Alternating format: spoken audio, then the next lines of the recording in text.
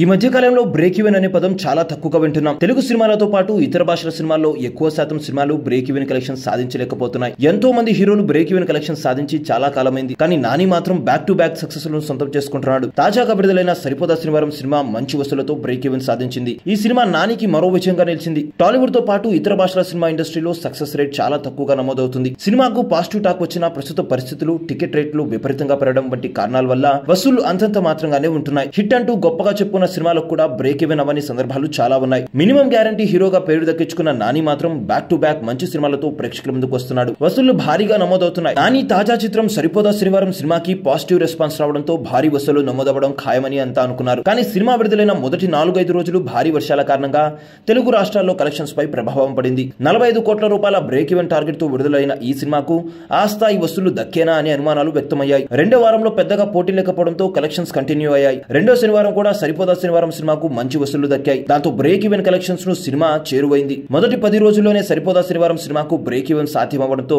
రాబోయే వారం రోజుల్లో లాభాల పంట పండే అవకాశాలు ఉన్నాయి. ఇప్పటి వరకు 45 కోట్ల రూపాయల షేర్ ను దక్కించుకున్న సరిపోదా శనివారం లాంగ్ రన్ లో మరో 4 లేదా 5 కోట్ల రూపాయలు షేర్ ను సాధించే అవకాశాలు ఉన్నాయనే అభిప్రాయంను బాక్స్ ఆఫీస్ వర్గాల వారు వ్యక్తం చేస్తున్నారు.